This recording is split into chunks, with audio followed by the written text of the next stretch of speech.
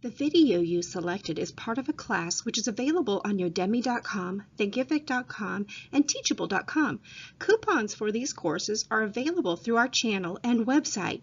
To receive the coupon, click on StudentSuccessSpace.com below, and if you right-click on the StudentSuccessSpace.com, a pop-up window will open, giving you the opportunity to open the link in a new tab. On the channel page, click the About button on the far right of the menu. This will open a page which tells a little more about our channel. Scrolling below the description are direct links to our classes, or you can access coupons through the Courses and Publications link. Thank you for watching. Be sure to check out our newest publications on Amazon.com, and don't forget to subscribe to our channel, Student Success Space. Why keep a learning journal? Obviously, the greatest answer to this question is going to be a personal one. Why do it? Well, for me, I do it because it helps me to recall information and to make connections, recognize patterns, and really see the things between the old and new information. There are many reasons to keep a learning journal, and to keep a record of what you're learning to recall at a later date is one of those reasons. Another one may be to notate what you may still need to learn. I know within my learning journal, I have questions. I've highlighted them in green so that I can go back and quickly look at them later. Maybe it's to record your learning or your professional goals. Within my learning journal, I also have a vision of what my professional life looks like. Maybe you want to write down your feelings, trepidations, or excitements about learning about something or new learning experience. You want to chart learning preferences, learn about who you really are as a learner and how you learn best. Maybe you even want to discover a solution. I noted several years ago a time when I felt particularly frustrated. I felt stagnant, as if I'd not learned anything or even progressed. I sat in front of my shelves and I pulled open an old learning journal from my undergraduate degree. What a wonderful experience. I read for a long time, as if time stood still. When I rose from the floor, I immediately felt inspired. I felt better. I knew I had grown, I had learned, I had changed. I made a renewed commitment to continue with my learning journals, and I even opted to separate a few into more specialized areas. Professionals, educators, and even learners should be urged to keep an accurate learning journal. Through this autobiographical means, the individual is going to understand their past learning experiences and how they relate to current learning and teaching incidents.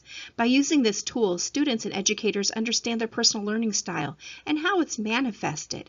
As each learning experience is recorded, students and individuals are able to engage in a reflection period. They need to discuss and ponder what was learned, as well as the methodology. The results of developing a learning journal and reflecting on these experiences lead to enhanced self-esteem and evaluative competence of self, acquiring learning principles, accepting responsibility, gaining social forms of learning, and even being prepared for lifelong learning opportunities.